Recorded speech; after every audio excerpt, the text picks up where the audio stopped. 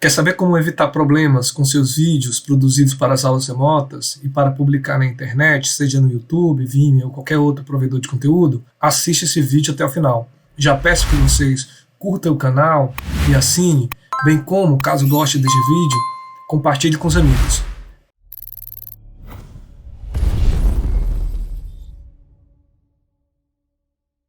Olá pessoal, aqui falando o professor Ivan Oliveira e como disse na introdução desse vídeo, iremos tratar novamente sobre direitos autorais.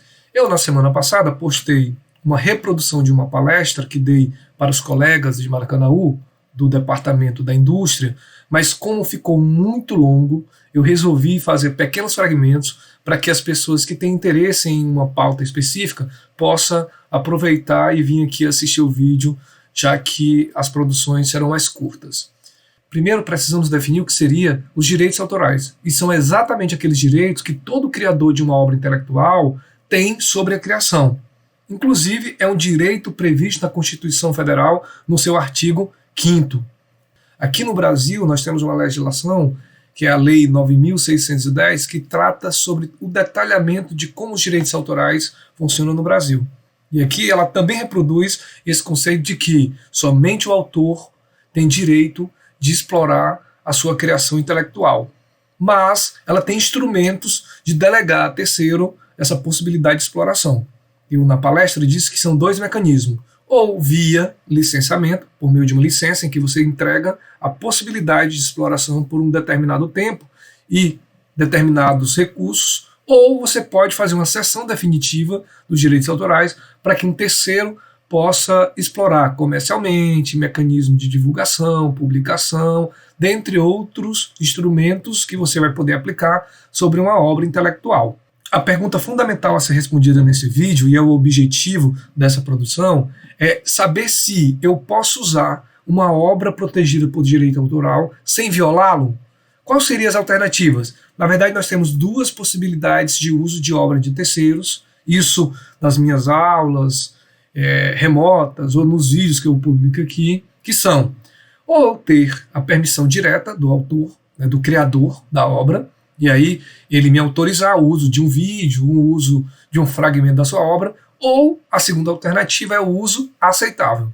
Eu não vou tratar da questão da permissão porque ela é mais lógica, né? É óbvio que para você poder ter o direito de utilizar uma obra de terceiro é preciso que ele entregue essa permissão para você diretamente, tá?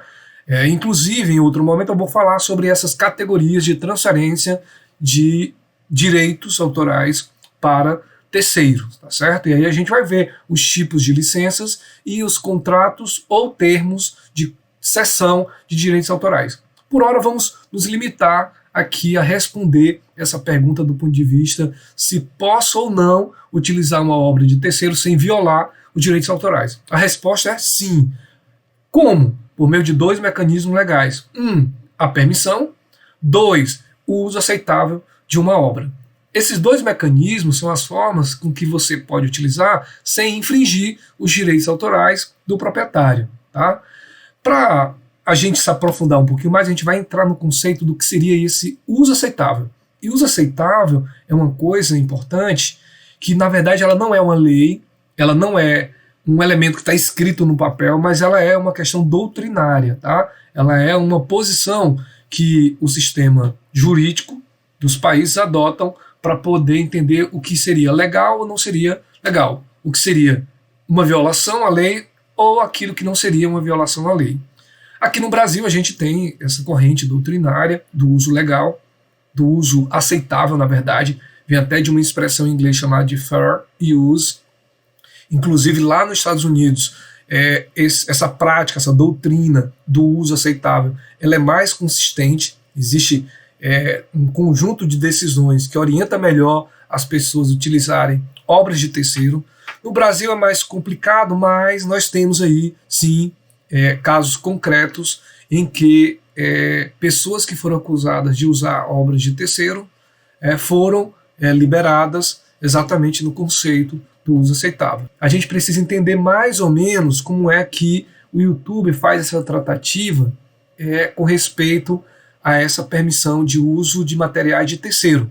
Isso é uma preocupação recorrente, porque nós, Nós, sobretudo professores e professoras, utilizamos com frequência materiais confiáveis, a partir de literaturas que estão referenciadas como principal ou complementares nas nossas aulas, nas nossas atividades acadêmicas. Então, já é uma prática, né, do mundo acadêmico você fazer referência à obra de terceiros.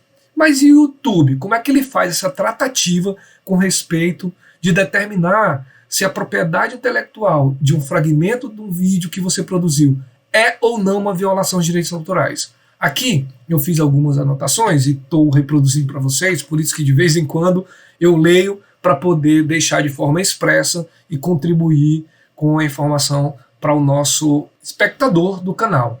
E aproveito para pedir que vocês compartilhem o canal com os amigos, até para ajudar a gente a chegar a mais e a mais pessoas que têm interesse nessas pautas que a gente trata aqui no canal. Mas vamos lá. No próprio site do YouTube ele diz assim: quando recebemos uma subnotificação válida, nós enviamos para uma pessoa que solicitou a remoção. Depois disso, cabe às partes envolvidas resolver a questão no tribunal. Como visto até agora, nós temos duas alternativas para evitar problema com direitos autorais nas nossas produções: a permissão direta do autor ou o uso aceitável. Mas o que seria esse uso aceitável para a gente?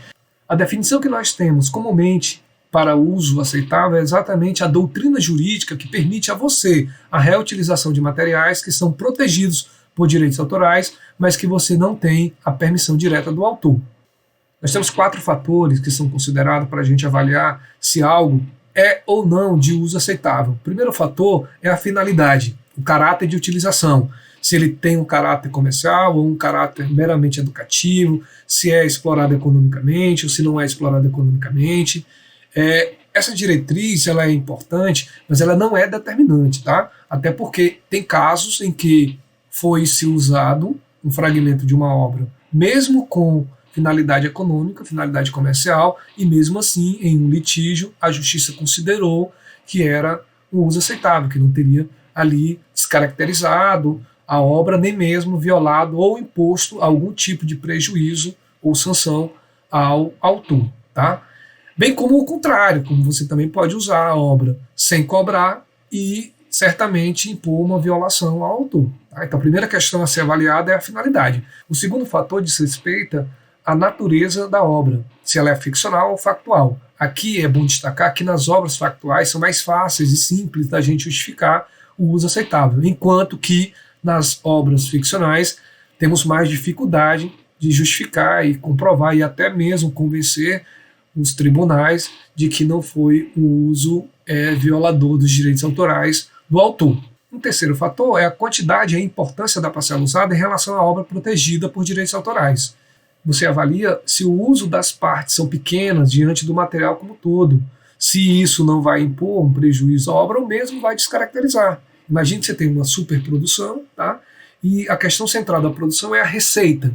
Se você usa a receita, apesar de ser um fragmento do todo, é uma questão que impacta diretamente a exploração econômica, por exemplo, de uma dada obra. Um quarto fator é o efeito do uso sobre um possível mercado ou sobre o valor da obra protegida por direitos autorais. Aqui a gente precisa avaliar se o uso desse fragmento está ou não comprometendo o lucro do real proprietário da obra. Se não tiver, fica mais fácil de justificar. O conceito de uso aceitável é fundamental para nós, professores e professoras, que estamos utilizando desses instrumentais digitais para poder disponibilizar as nossas aulas para os alunos. Tá? A maioria das vezes a gente não consegue permissão com os autores dos livros. Tá?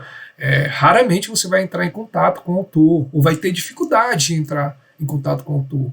Mas mesmo assim, você utiliza uma ilustração, um conceito, uma definição, e que certamente você vai poder ficar mais tranquilo, sabendo que juridicamente a doutrina pátria considera essa possibilidade de reutilização de obras de terceiro, fragmentos, né, com a finalidade meramente educacional, sem que utilize a obra inteira e que implique algum tipo de prejuízo ao seu lucro. Dito isso, nós já estamos mais tranquilos e com a resposta na ponta da língua. Novamente, se eu fizesse essa pergunta a você agora, como você pode fazer para poder evitar prejuízos com direitos autorais nas suas aulas remotas e nos vídeos na internet, você diria: 1. Ou pedindo permissão aos autores, ou 2. Observando o uso aceitável das obras de terceiros. É isso, pessoal. Espero que tenha sido útil para vocês as informações constantes nesse vídeo. Aproveito para pedir para curti-lo, bem como assinar o canal e compartilhar com os amigos para que o nosso canal consiga chegar a mais pessoas e que a gente consiga ajudar de alguma forma os nossos colegas. Um forte abraço.